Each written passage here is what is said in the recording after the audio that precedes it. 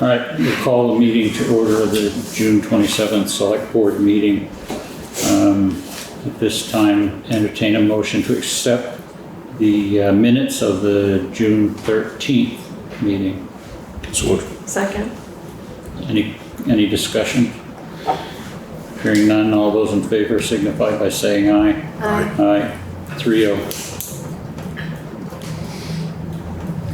All right, additions, there's going to be an executive session at the end under two circumstances. One is 1 VSA 313F. The other is 1 VSA 313F5. And we have with us this evening, for members of the public, Green Mountain Power, Tim Jones, to give us a rundown or answer some questions. I'm not sure what exactly it is you are doing, Mr. Jones, but shoot. Petitioning to build a couple of projects Okay. along the VH4A. Okay, go ahead. Oh, come on. Oh, okay, gosh. All right, so look there. Thank you, Tim Jones, Green Mountain Power. Thank you for having us on the agenda tonight. Last week, or a couple weeks ago, I had reached out to petition the Selectboard for two particular electric utility overhead line rebuild projects that encompass two projects along State Forest Road, West Hill Road, and Townshend Dam Road. So we have a series of projects. These are the first two. The other projects that follow on to this project actually go into your neighboring towns, Warrensboro, and all the way down into East Dover.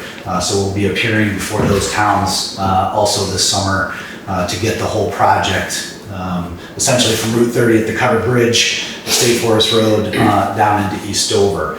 So just to sort of back up a little bit, I know our leadership team was here in the spring to talk and to take some feedback following the devastating storms that we experienced over the winter. And we have a body of work. I work in the operations department, so my role here is basically to come back representing operations and say, okay, well, we have a body of work that we're ready to move on and move into construction. Two of those projects will start later in July, and those two projects are actually along Route 30, and those projects will be permitted under VTrans. These projects are along local roads, so under the same 1111 permitting authority, to work in the roads. We're here to each individual town to petition for permission to do the same, which is essentially rebuild the existing power line that we're discussing here tonight along town roads.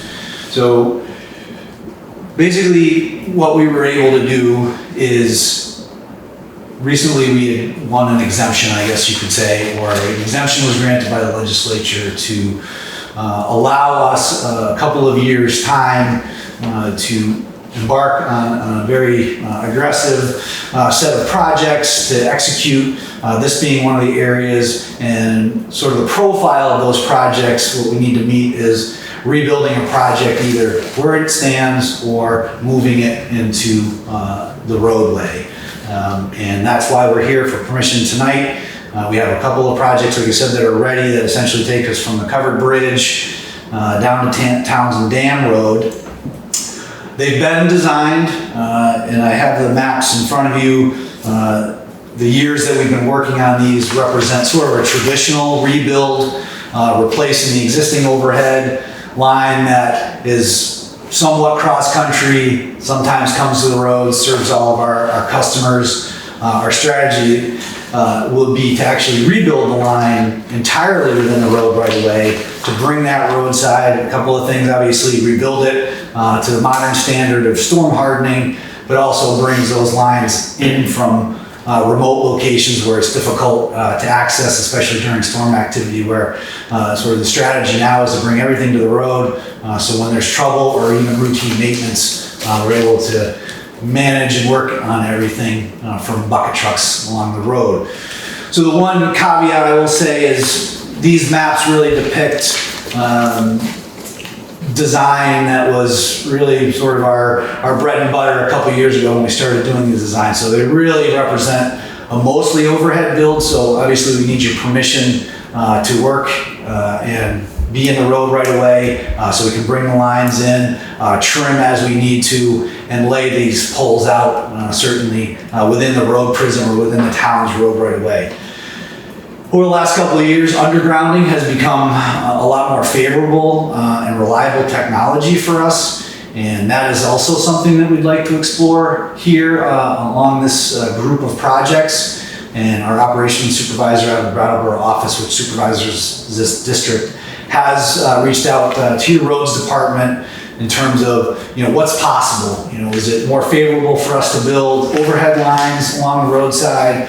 Are there areas where we can come to terms with the town to actually bury our lines, possibly either in the road prism or in the road proper as well? And some of the sort of the sharing that can kind of come along with those opportunities to underground is obviously checking in with your roads department, looking what infrastructure projects you might have out there along these roads, culvert replacements or what have you, and see if we can overlay, what we're planning to do. And if we're going to do something that has an underground component, can we also help the town and say, okay, we have a culvert project, how can we share in that? If you gave us the culvert, for example, we could replace the culvert while we're putting our lines in the road under the culvert. Again, that would be worked out with the road crew in terms of style, how that would go. But also, what we're prepared to do is rebuild everything, and there'll be one corridor at the end. So that means we're bringing all the telecommunications with us as well. So this is a one build, everybody comes with us, and so the result would be a completely rebuilt line. What we abandon will be retired and taken down and removed from service, and you'll have one corridor either completely overhead or a combination of overhead and underground where conditions prevail. So right now our operations folks are out working with some of the landowners on some right-of-ways that we're finishing up. But again, the preference really is to come back to the town road as much as possible and sort of get away from spending a year, 2 years or whatnot trying to negotiate our way through private property. And it's been a bit of a drag on progress. And I'm sure you heard a lot of this from our leadership group, but again, here I am as operations saying we're ready. Like I said, we have 2 projects that are going to start in mid to late July out on Route 30, essentially taking us from the Townshend Diner Dam.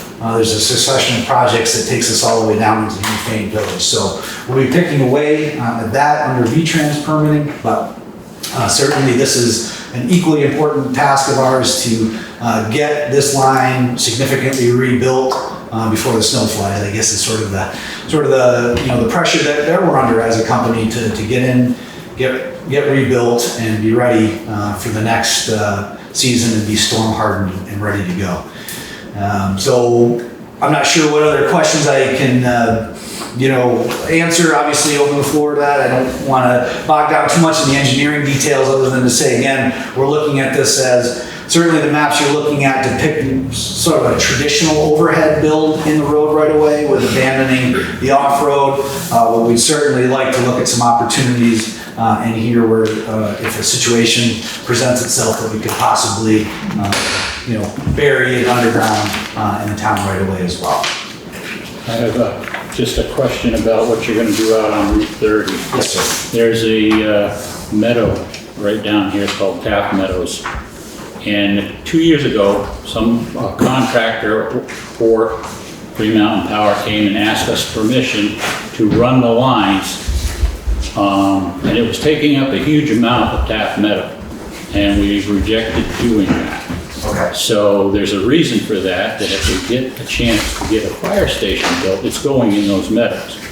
So overheads. Taft Meadows? Taft Meadows. You keep going north on 30, or actually not north, but out of here, and it's, what, half a mile? No.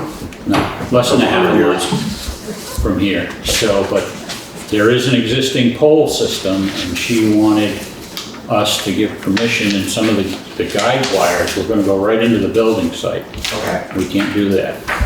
So, She was asking for like a 15-foot easement or Is it something. right away agent of ours, Betsy Boziak? Yes. yeah, And it was rejected by the school. yeah. So if you have plans, to plant something underground, you aren't gonna get arguments from us, I don't think. Okay. We had a real problem with how much property was going to be taken.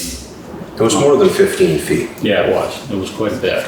Okay. So, So she was asking for anchor leads of. She was asking for us to give her an easement to do whatever their Okay, plan was. just a guide. And I want to say that it was close to 100 feet that they were working. it was with. substantial. It was And we substantial. kind of went with the part where we have no problem with you guys using easement that you have and not extending the easement. Right. Okay. And that's our goal, really, is. So if you were burying it, like Shirley said, there probably would be a different, idea about it. But if overhead, we want to keep the land the way that it is, so to speak. Well, that's great. It's a great example of what we're really trying to do and what we're trying to bring to communities and, sell to communities, if you will, is, now we have an alternative technology that's proven and a methodology to install it. If the conditions are right, it's either something that's a vibratory plow or direct plow in.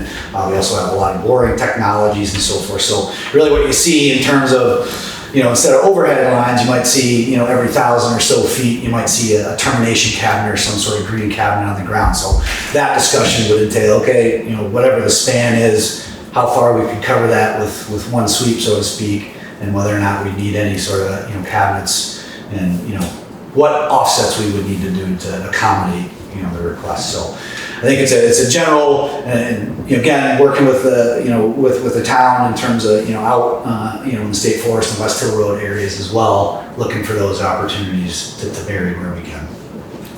Anybody else have questions about this? Okay. Steve, are you there? Yes, am I unmuted? You are unmuted. Did you have any questions for Mr. Jones? Don called me about 2 weeks ago with questions in regards to putting underground services along State Forest Road and West Hill. And again, the offer was if they went in the center of the road, that they would replace culverts that were bad, but the town had to supply the culverts.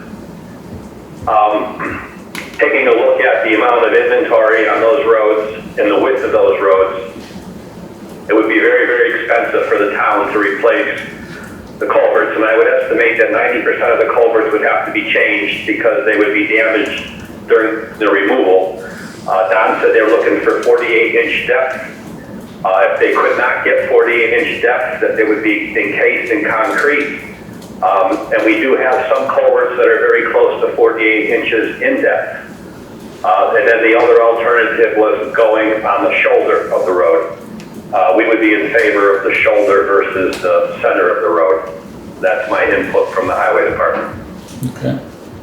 Anything else for Steve on that? All right. Shoulder of the road being off of the traveled portion and across the ditch, or what, Steve? Across the shoulder, within the town's right of way, but off of the shoulder. Right. I know there's that ditch line, on one side of the road, kind of these classic. Well, we just went through and dug all these huge ditches, and then we're gonna take and start digging more stuff, so I just, Well, I think it's part of, again, Don Mills, just getting out in the field and looking specifically where we're looking at saying, okay, well, this is all gonna be overhead, but, here's an underground section, I guess, and really looking for case by case basis. So again, I think just playing back what our offer is, and if it's amenable, and if we can be in the shoulder, certainly, we'll go wherever the town prefers. Okay. And you're saying that this takes it kind of out of the woods and out of private property and puts it along the road? Correct. So as an example, I'm not sure when the last time you drove State Forest Road from, the covered bridge side, but as you go up into that first section, even before you get to Dam Road, you'll see, down, you'll see up, it actually looks like a nice little ski chute. And as you go I up have the that on road, my property. you see, back and forth. And so the objective is to bring that all back to the road. So you can still see a similar zigzag, but again, we're sort of in the shelter of the town right away at that point, and we can abandon those old right of ways and sort of the headaches that come along. But given that, if no other option is available to us, we will rebuild where we have existing right of way to the updated technology, storm hardened, covered wire, those types of things. So really, underneath it all, the system out here is antiquated. I'm not speaking out of school when I say that. So it's going to be modernized at a minimum. So that's the storm hardening that we're after. And what you're storm hardening, can you kind of define that a little bit? Sure. Well, storm hardening underground is, I guess, kind of bury it and forget it in many instances. Overhead storm hardening goes from what you see out there, the thinner, shorter poles, the bare copper wire, brittle insulators, cross arms, and rebuilding with brand new poles, brand new cross arms, covered wire that can actually withstand a tree brushing off of it, or so tree wire, so they can take a glancing blow. So obviously, there's force majeure, and there's a lot of big trees and tight quarters out in these roads and so forth. So it's not a complete fail-safe, but it certainly be a vast improvement on what's out there today. So that's the technology. You could probably see some of it again as you're driving around. In the time I worked here, always looking at poles and wires while I'm driving around, but you can definitely see the diameter of the black, hardened conductor, or maybe up Route 30, you'd see it in a Hendrix or a spacer pattern where it looks like there's a diamond and all the cables are in one tight pattern way at the top of the pole. So, that, again, another technology that we have sort of cuts down on the amount of trimming that we need to do, and just basically hardens the system. Do you have any sense of what type of disruption will be to travel on those roads? Sure, that's a great question, and we always have traffic control in tow, and as we do with V-Trans, again, it's really just communication with the town, saying, okay, well, we have a project and we're going to be here. Anything else going on in town right now? Do you have something else? So we're just sort of looking for those conflicts, and if there aren't any, then we'll be out with a standard sign package, traffic control, and that type of stuff. So we won't be closing the roads. Same thing if we did a culvert project, half the road, just trying to mimic, how things go on the roads out here. So we're not shutting down. There's not a lot of roundabout ways to get. There isn't really a roundabout out there. If things are shut. Yeah. And just thinking of, traffic, time of year, et cetera. Getting a sense of what the disruption would be. Sure, at the time of year, obviously, I think, our preference is to get started on these projects in late July, early August. Certainly. So you're talking about this year? This year. Okay. Yeah, the jobs on Route 30 will start later in July, but these projects obviously, including your neighboring towns, require a sign off to get that done. So that would be obviously busy time around the dam and the state park and so forth. So again, just coordinating our work locally when we're present and accommodating whatever we need to. I'm curious, maybe you've already mentioned it, sorry to be late.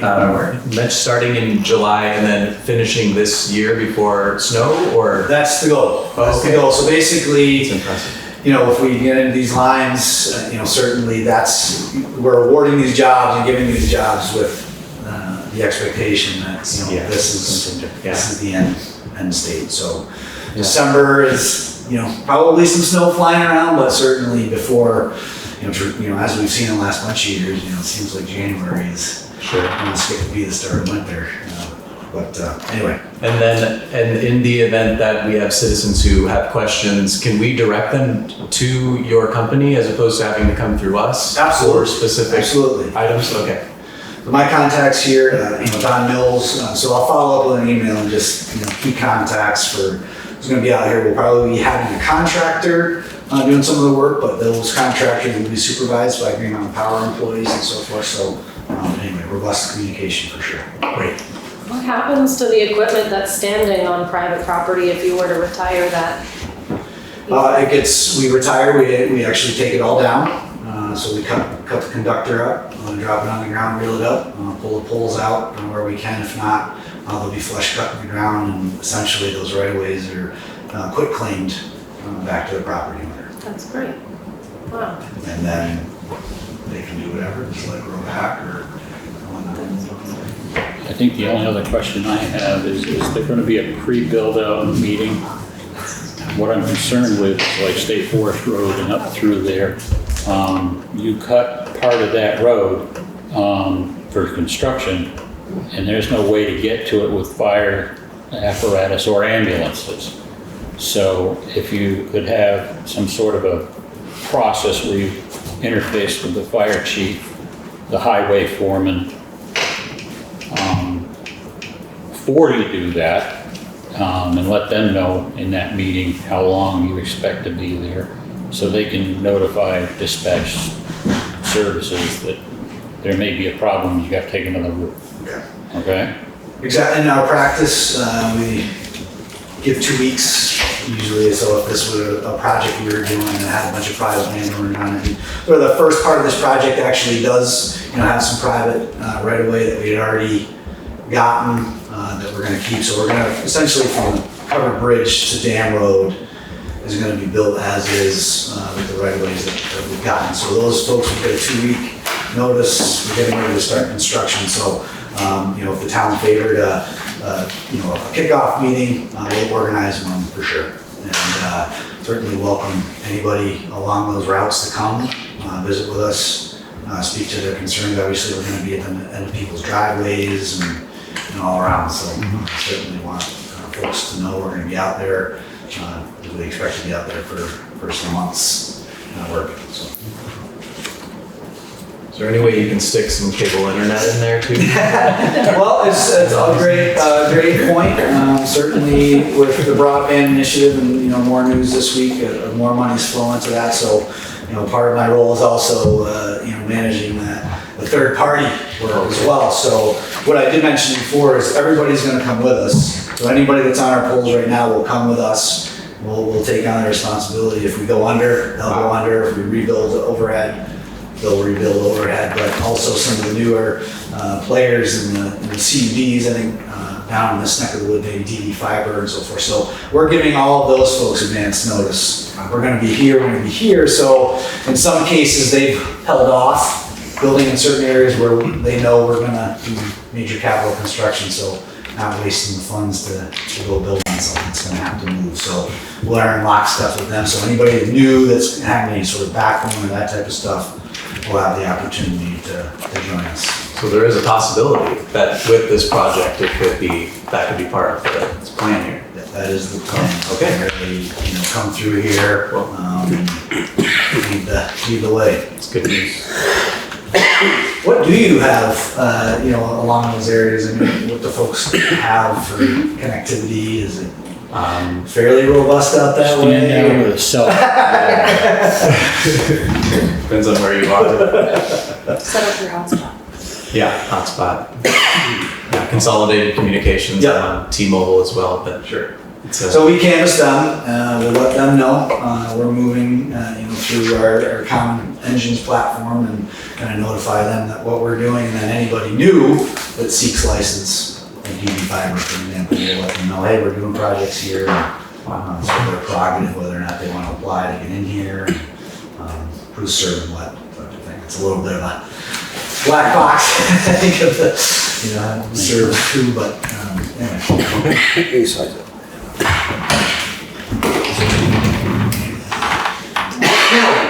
What if there are natural occurring delays things happen and it's not done by, I would tell you that these projects not being done by winter is not an option for us, is why we're actually contracting them out, so we have at least implied control over when it gets done. So that's how the jobs are being framed and awarded and designed. So the number of contractors and the crews that we're going to disperse, so we'll have people dedicated to doing that, so there won't be a phone call one day, okay, we need you to pull off and go. So once they're set in motion, the jobs will be built to completion. and so a lot of these like run up to other towns. Yes. So what happens if other towns don't sign on to this? Like, how does that impact the whole process? Sure, that's a great point. And I think I did mention August 1st, I believe, I'm in Dover, and I'm still waiting to hear back from Warrensboro. I'm going to appear there. So this project called the VH4A, which is the line, it's an old Vermont Electric Cooperative line, and it's got, I don't know, maybe 20 side taps off it all the way through that area. So basically, these two projects we're here for tonight run down to the town line to Wardsboro. The next few projects will be going to Wardsboro, and then further on, we'll be going to Dover. So again, our ability to rebuild this is a win. So in terms of interconnectivity and feed and redundancy, that's the overall strategy. So hopefully we don't get into these towns. I doubt, to be honest, that we'll have any pushback.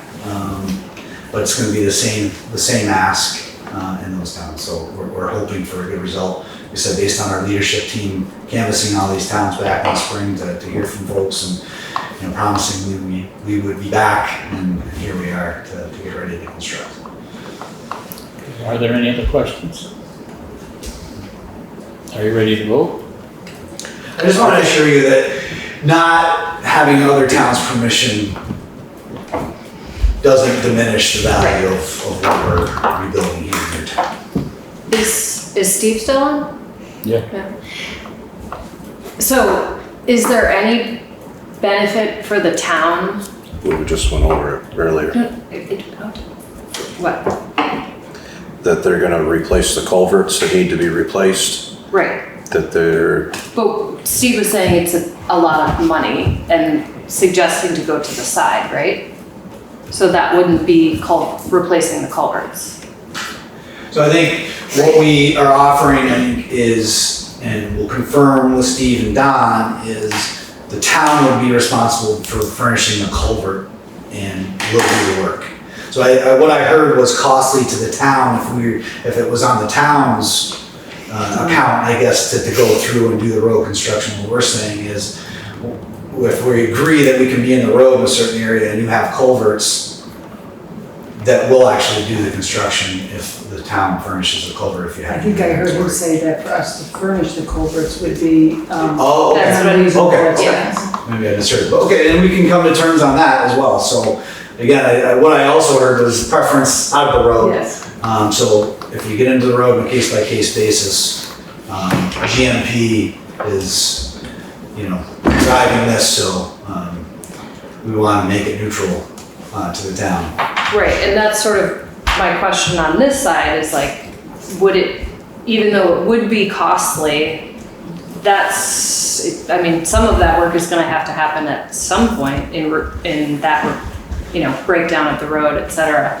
So would there be a benefit to actually putting it in the road and sharing that cost, so to speak, instead of us having to do it as a town independently without Green Mountain Powers? See what you know what I'm Well, saying? if you look at it, we're talking about straight time and overtime, and we would have to find a contractor to do it. And the way contractors are lately, Yeah. it's hit or miss. If they're willing to do it, the cost of the culverts is negligible. Did I get that right, Steve? So if we look at State Forest Road and West Hill, pre-COVID, I was buying 18-inch gray culverts, which is the standard that we use now, for $244 a culvert. Now that's a 20-foot culvert. And now in most cases on those two roads, we need 2 sticks. That's 40 foot. Today's cost for a 20-foot, 18-inch gray culvert is $600. So it would cost $1,200 per culvert to change on that road going up. Now, we're not talking 5 or 10 culverts. We're talking 50 culverts times $1,200. You do the math.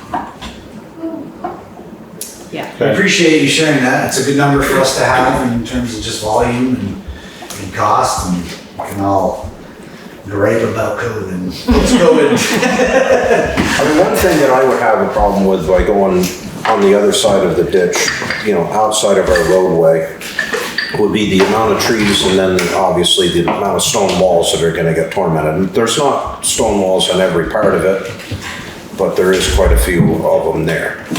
And, then you're getting into a totally different ball game. So. Understood, and avoidance of disturbing root masses. Your roads are lined with trophy maples, and so obviously a sensitivity for everybody to maintain the character of what's out here. So I think again, the way we have these laid out are mostly overhead. Really, the commission is the town on board with another way, which is in the road or next to the road, and working it out on a case-by-case basis. So again, it might not be a fit everywhere we go, to your point.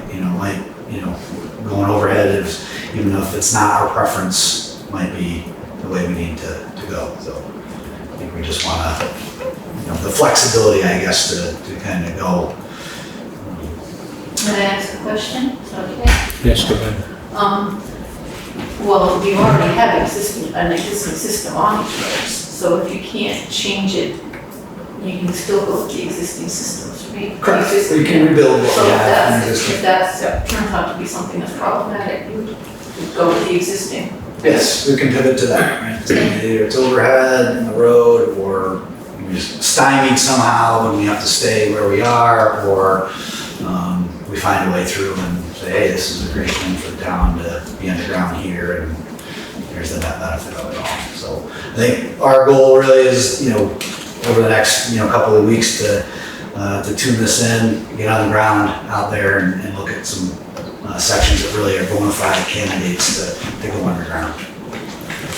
What I'd almost like to do is table the vote for next week, since you said you're going to be out a couple of weeks anyways, and give us a chance to digest this and even go out there and drive down the road and take a look and Sure. see what's going on, and then come to vote. And Sure. I think when I originally maybe reached out. even if we did have questions, meet up with you and go out there as physical visit Sure. and drive over it and be like, this is a place that we have a question, or, we could all separately go out there and write down questions if we had them and bring them to you and go over that part. That'd be great. I think that's. When is your point when you absolutely need this to get started? What date are we looking at? Let's say August 1. Okay. It's going to be July next week, unbelievable, right?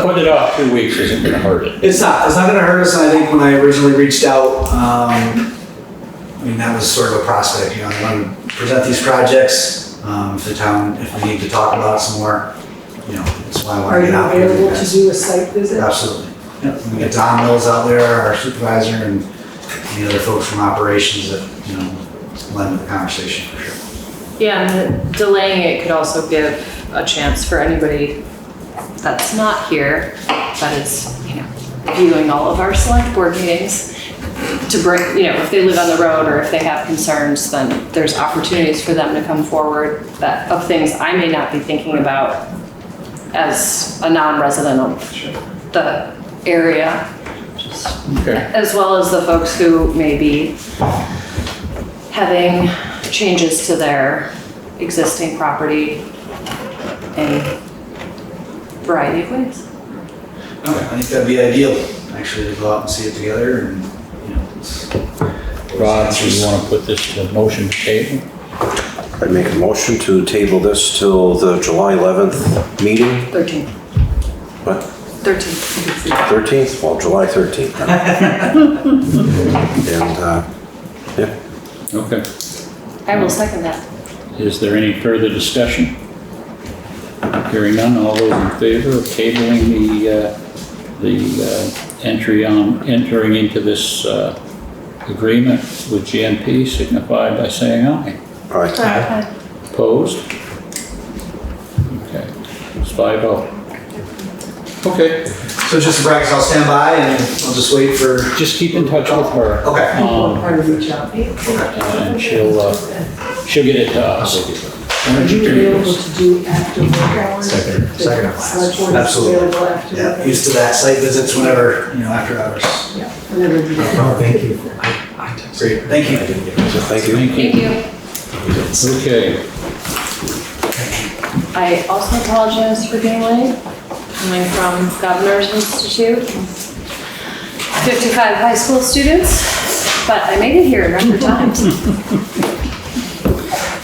let's see.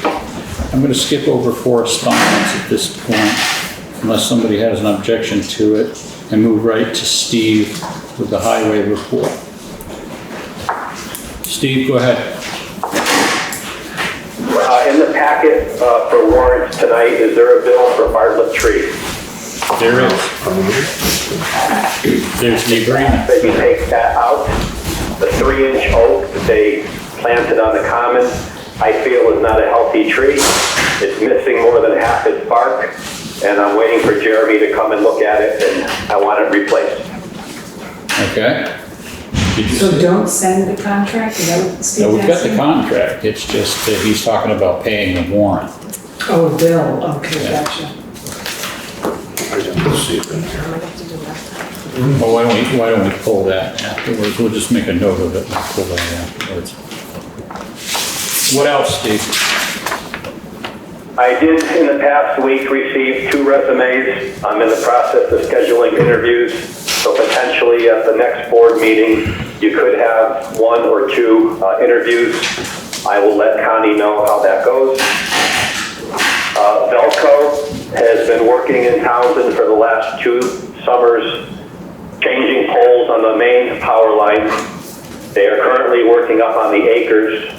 They have been for several weeks now, hauling, with contractors, hauling stone to rebuild the roads under the power line, running anywhere from 4 to 6 trucks a day. My point being, Velco feels they'll be done hauling stone by tomorrow or Thursday, and at that point, weather permitting, we can finally get up there with the grader and take care of Plum Road and Taft Road. Brookline Road was done 2 weeks ago. Okay, So hopefully we can get those roads shaped up after all the heavy truck traffic.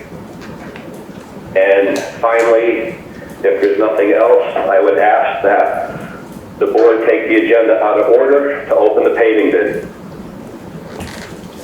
okay, it's in section 8, yeah, old business. Okay, you need a motion to take the agenda out of order to open the paving bid. So, second. Moved and seconded, any discussion? All right, all those in favor signify by saying aye. Aye. Opposed? Oh, all right, 5-0. All right, ready to try this again? I'll try to read it correctly this time. Well, I needed a lesson in it before, I always had Steve do it.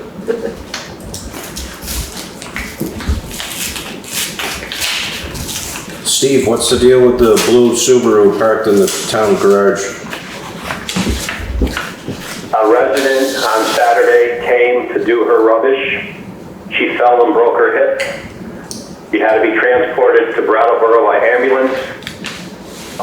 Eddie moved the car. She took the keys. Her son came today, just arrived from Honolulu last night, picked up the car, is now gone. Crazy. What's that, Chris? Okay, ready? Let's see. The total, let's see. Mill to a depth of 2.5 inches at $24,505 and concrete pavement machine method at $182,280 for a total of $206,785. Okay, So we know that's double the budget. So we're gonna have to go back and replan this. Okay, Our budget's $100,000 a year for paving. We're doing just under a half a mile of milling and paving. The milling is where I expected it to be, the paving is not. So I'm gonna have to go back. I would recommend we do not accept this bid until I can go back and look at the numbers again. do you want it rejected and start from fresh, or do you want it tabled? I want it rejected and start from fresh. Okay. All right, so, I also want to note, and I gave Connie the copy of my emails of invitations, that 4 companies were invited. Basin Brothers, Springfield Paving, Vermont Roadworks, and Allstate Asphalt. And the only one to show was Basin Brothers. And I did not expect this to come in at double our budgeted amount. okay. All right, so I entertain a motion to reject the Basin Brothers bid at this point of $206,785. Is that a negative motion? Isn't that a negative motion? You have to hold We it don't down. put it any other way. Well, you Or we could- put it in and then you vote it down. All right, well, let's do it that way. I like that idea better. Go ahead. I'd make a motion to accept Basin Brothers bid at $206,785. Is there a second? Second. Any further discussion? All those in favor signify by saying aye. Opposed? Aye. Aye. 0 and 5. Okay. Anything else, Steve? Just a quick update on truck 5, the Western Star that's at AT&G. They finally made it in the garage a week and a half ago. The last update I had it being completed by the end of June. That's going to slide by a couple of weeks, but it is in the process of being put back together. Okay. Anything else for Steve? All right. Thanks, Steve. Thank you. Have a good night. You You too. too. All right, let's go back to correspondence. We got a note from a gentleman whose name is Paul. It says, Paul, I guess Paul has some handicapped issues. He came in with his aide and wrote the note for him, and would like to request that a public trash can be placed at the gazebo and have a regular pickup. This will prevent litter being placed on the ground. I'm not sure that his theory will hold water, considering you could have one every 5 feet and they'd still throw it on the ground, but My question would be how many people are going to use that as a way to get rid of their daily household trash? And it's not, nobody's watching it, nothing else. So it's like if people put something in there that animals are gonna get into, then it's gonna be back out on the ground anyways. And to be honest with you, I drive by it most days and I don't know as though I see that much trash on it. Like enough to like heed doing something over it. any other input? I agree as sort of a daily common user, as well as a dog owner. I've wondered about, like, do we do things like have dog bags, but then you also have to have a trash can. And it just doesn't feel as simple as you put a trash can and people put their trash into the trash bin. You'd have to have an recycling bin there too, because it's not fair to ask the attendant to sort out what could be doggy bags and other things. Yeah, I'm not sure on that piece, but I do appreciate that trash on the common isn't a regular problem. So, I mean, I appreciate the interest and I'm happy to continue to consider it, but it feels like at this point, thus far, we're not having a massive problem or need for a bin on the common. And typically, like during events, people provide, like, there are trashes there for regular use. And it was recently updated to include that clause of cleaning up after, so that's in it. Because the animal point is That's a big one. legitimate, as well as people, I mean, there's a reason that we pay to throw our trash away, and free trash bin. Yeah. Well, it's also been seen recently in public trash cans. And addressed, but it didn't do any good. Correct? What's up? Fine. All right, so this is another, we can't do a negative motion, so entertain a motion to place trash cans at the common. Moved. And is there a second? Second. All those in favor signify by saying aye. Opposed? Aye. I vote. All right. Laura, do you have anything while we're here? This stage? Well, I have a few things going on in the break. I'm only really here for the common policy thing, so the other ones can wait. Always get something. Okay, Katie, warrants. I'd like to make a motion to pay the warrants. Number 1, payroll in the amount of $9,242.38. Number 2, payroll taxes in the amount of $4,708.11. Number 3, general fund in the amount of $15,592.11. Number 4, highway in the amount of $42,533. Number 5, highway equipment in the amount of $4,398.92 for a total of $76,474.52. Okay. Does that highway warrant include the tree, the Bartlett tree? We'll pull the tree out. No, it's not in there. It's not Okay, in so it's the same, there. Yeah. okay. All right, so we have a motion. Do we have a second? Second. Do we have any discussion? Okay. All those in favor of paying check warrants, not check warrants, warrants in the amount of $76,474.52. All those in favor signify by saying aye. Aye. Opposed? Okay, 5-0. The other one that's on here that you can see will be coming later, so we're gonna circle back to that one after we have the discussion. Treasurer, fund balance, the daily true balance is $331,549. And the checking account currently holds, or the municipal investment fund currently holds $1,123,529.80 and $30,000 on the checking account. Okay. Alenka, counter money has come in at $1,322.30.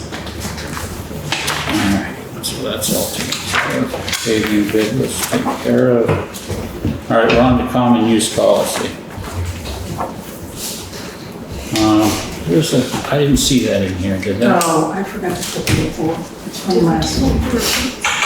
You want me to get it? Yeah, please. That's what Steve. We'll just get that over. Treasurer, town clerk.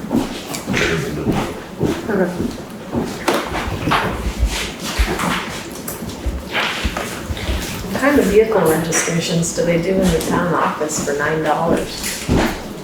I don't know. Trailer. Oh, okay.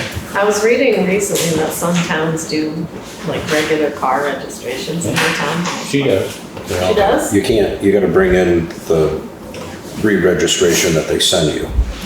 So you can't go in with you can't fill out the new registration, go in and get it. Just a renewal. Yeah, no, I. So you bring in your renewal slip and she can do it there for you. I don't know that. Fishing licenses, hunting licenses, all of that Nice. stuff. None of that's retained. It's basically a free service, but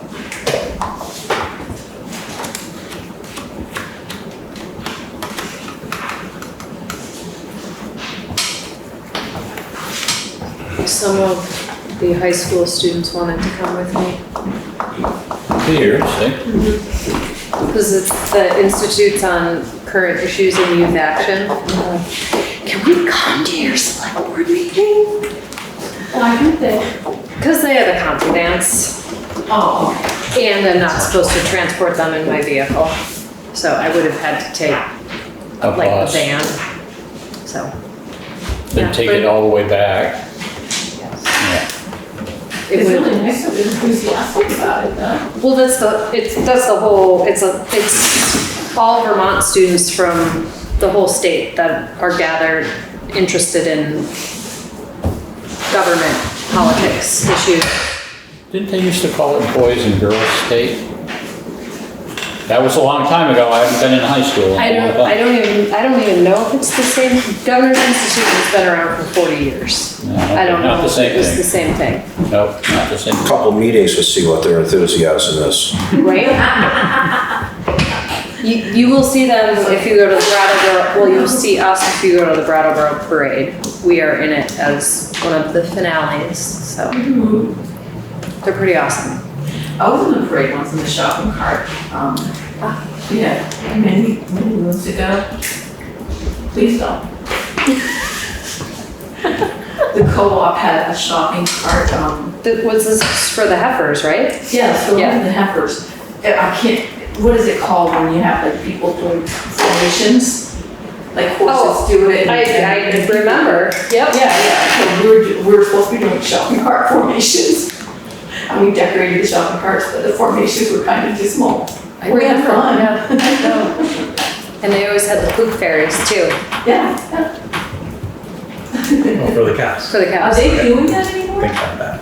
I just thought about it as you said that. It would have been this in June, like it was always in June, right? Wasn't it? I can't remember. It's been a while. I haven't been involved with that stuff for a long time. Huh? Feels like a COVID pause. Yeah. Is this the parade you're talking about? You're gonna be in the parade? Yeah, When is that? 4th of July Oh, all right.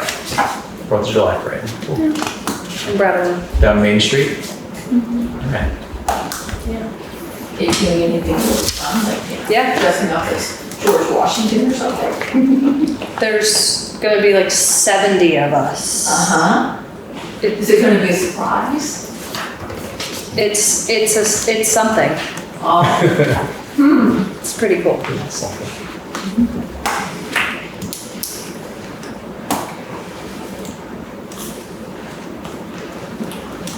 You might get out of here quicker. Not at this rate. Well, hopefully the two things that we have to deal with are not too long. I'm currently living on a college campus, working from 6:30 a.m. until 11 o'clock at night. And I have to return to said campus this evening. So the sooner we're done, the happier I am. Your dog certainly will be. Obviously, she's not with me. She's at her sitter. I wish. is it just for a week, did you say? It's until July 5th. We started on Saturday. Okay. So, Where's the college? landmark. Oh, So the institutes are hosted by, so like engineering's at, I hate that this is on camera. Like, I think Champlain College or something. Arts is at Castleton. that's happening right now. Then there's an IT one that happens at a different, so they're all, it's meant to be like a college prep experience. Thank you.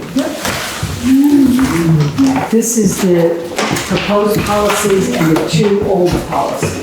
And this. You have a clean one to sign, right?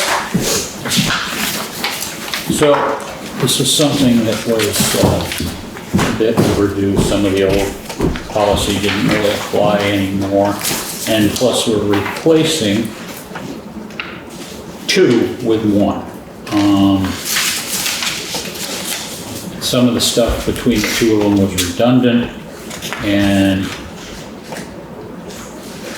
it's just, we need to refresh all of the policies. Most of them have their own issues here or there. I think we were discussing last week, or last time, about the IT policy because of the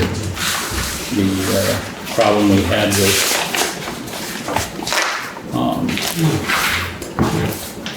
the treasurer got hit with a phishing attack and we couldn't reclaim the money because we don't have a policy that deals with it in specific language. So that's in the works. It also makes the personnel policy a little bit redundant, but that's for a different day. In looking this over, did you see anything that you got a question about? Anything that you... Oh, it's not me. I do wonder if it's worth consistently listing it as town hall or the town common. Oh, this one wasn't, yeah, I had fixed that, that's my fault. So what the policy is actually is town hall and common. And then I'm wondering if throughout the entire document, it's consistently listed as, unless it's specific to the town hall or the common, just for consistency and clarity. Yeah, basically it's broken down into 2 parts. The things that go with the common are in one part, and the things that go with the town hall are in the other part. And things that overlap are kind of in the end of it, I think.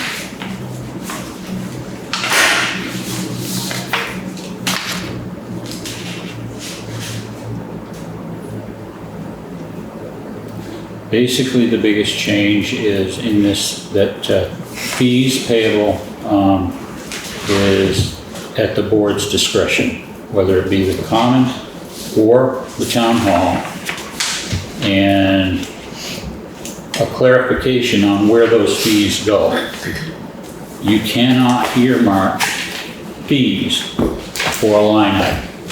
They have to go into the general fund.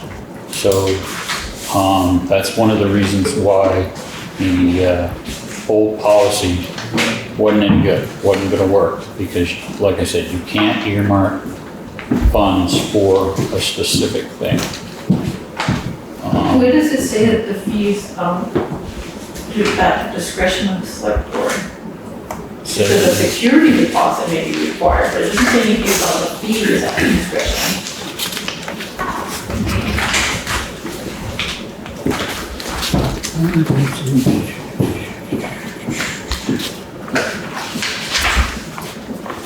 I'm talking about the common. it applies to both. A fee of $100 payable to the town of Townsend will be required of any individual, group, party, or organization using the town common. That fee is to help offset the taxpayer expense of the maintaining the features and the grounds of the town common. Events which require structures to remain standing upon the common for more than 2 days will be charged an additional $25 a day for the common use. Doesn't say anything about discretionary fees. Number 6, at the No, discretion of the security deposit, Oh, I see. not a fee. That's a different thing. Well, we'll fix that. Well, this is the thing, as having a discretionary fee can be perceived as being discriminatory. As far as, it seems like in order to be fair, there should either be a fee for everyone or be no fee for anyone. So if Ally Tricoli comes down with her pickle festival, she's a town resident, and she pays taxes in this town, okay? Hang on, you got your opinion, and that's all it is. But somebody comes into town and wants to have a concert wherein it's going to be using that facility, they are going to make money off of it. We should have the right, and we do have the right, to assess them a fee, because tomorrow they'll be gone and we'll be stuck with a mess. But if you've got a resident that has the ability, or does work here, pays taxes here, how do you tell them that they're also going to have to pay a fee for something they already own? It's contradictory, because you're saying that the reason the fee is set up is to help offset the taxpayer expenses of maintaining the features and grounds of the common. It doesn't I say just anything said about that. it. Yeah, I know, but it doesn't say that, if you live in town, if you're gonna have exceptions, you should list the exceptions, so that it's No. very clear No. who has to pay and who doesn't. It's up to the board in their discretion. Like it or not, it's up to the board in their discretion. The next board that comes along may change it completely. That's their prerogative. So you're suggesting there be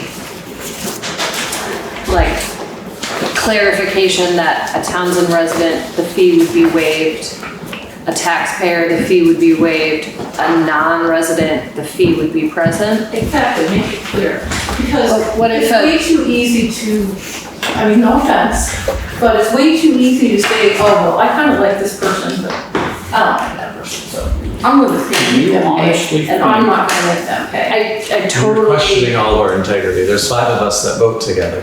Well, and I was gonna say, I don't disagree with that, that concept, except that the consistent way that we have approved and waived the fee has pretty much been along the lines of like, you're a townsperson. I don't think there's been too many cases where the select board says, oh, we don't like you, or we like you, so this is what we're gonna make you pay.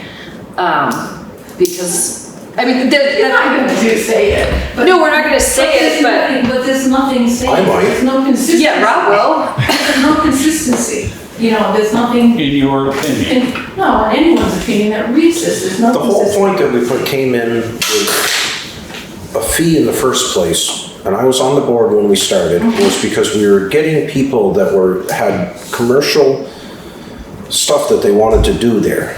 And that's why we started it. It wasn't to like, if somebody wants to have a wedding there, we charge them in stuff like the Pickle Festival or Grace Cottage or whatever it might be.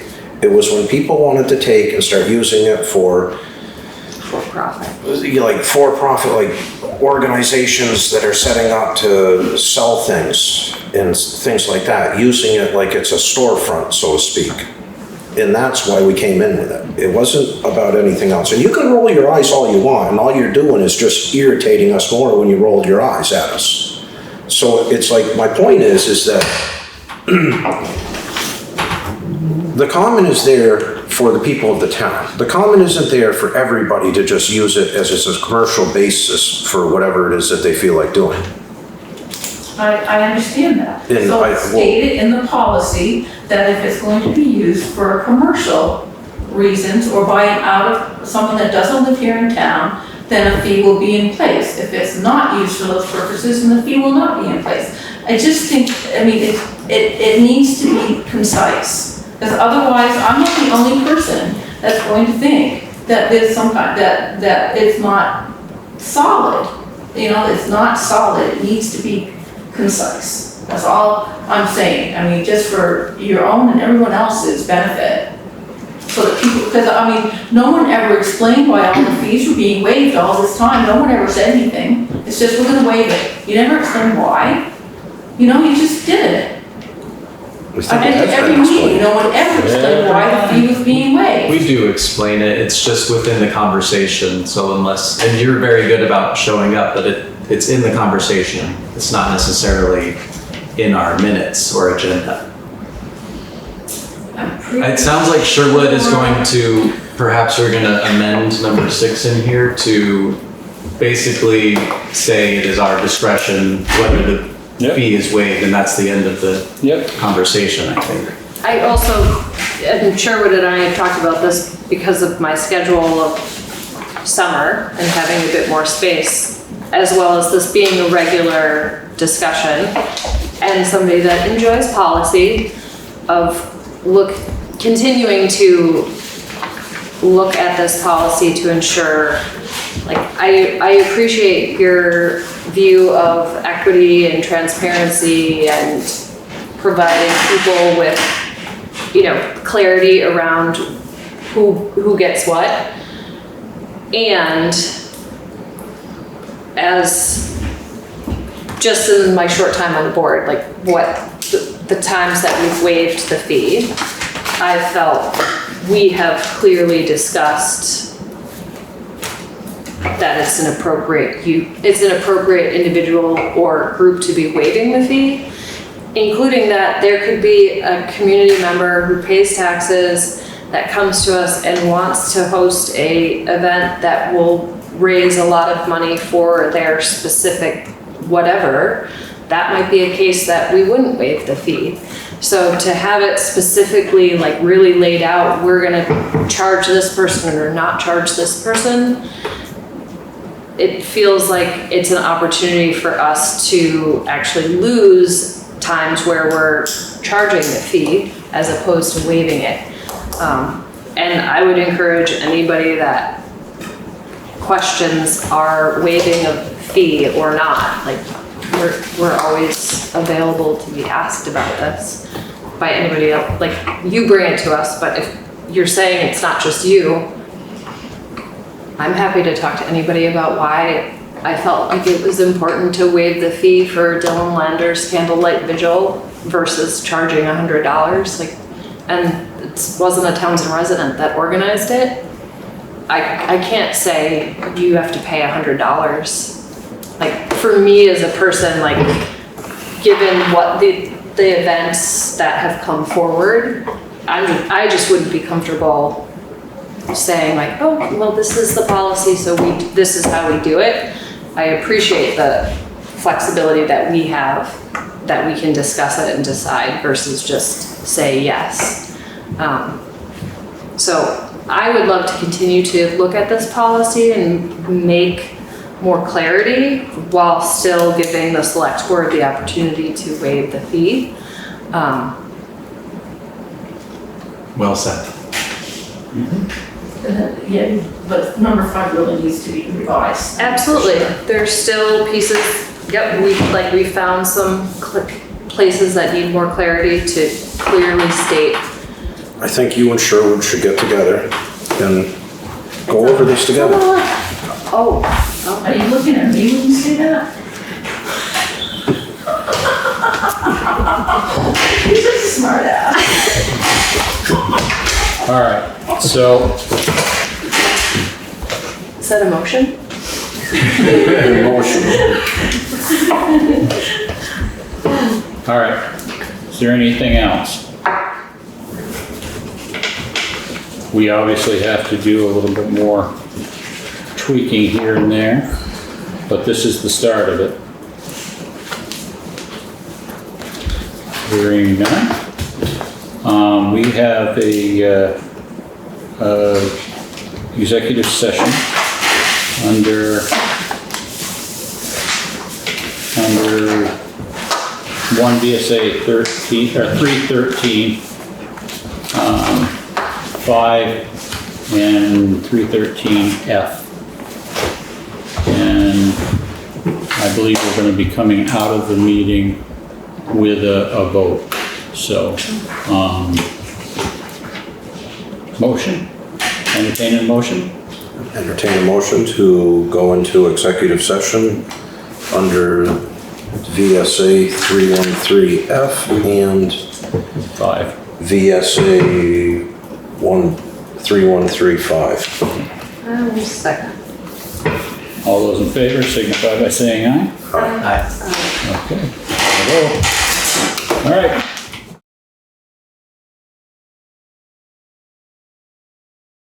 We're back in session.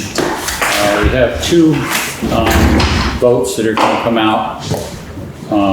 The first one, I need a motion to pay a bill for 500 and, go ahead and read the number. $569 for the number 7. Okay. Motion to pay warrant number 7. I'd like to make a motion to pay warrant number 7 in the amount of $569. Second. You moved it and, oh yes, okay, got it. Never mind. It's been a long day. Second, any further conversation? Input? All right. All those in favor signify by saying aye. Aye. There's no opposed. 5-0. The next one is the select board has received a complaint, or been made aware of a complaint in reference to the gazebo on the common. Based on what information we have and what information there is available, the select board is going to close the gazebo until insurance is taken care of, and more specifically, the problems have been repaired. Directing the highway foreman to put up netting and whatever he's got that will show that with a no trespassing sign. Okay, entertain a motion to encapsulate all of that. So moved. Second. Okay, moved and seconded. Any further discussion? All those in favor signify by saying aye. Aye. Aye. Again, 5-0. And we are done, thank you. Oh, wait a minute. Motion to adjourn. Second. Second. Who moved it? Sorry. Moved. Yeah, that'll work. All those in favor? Aye.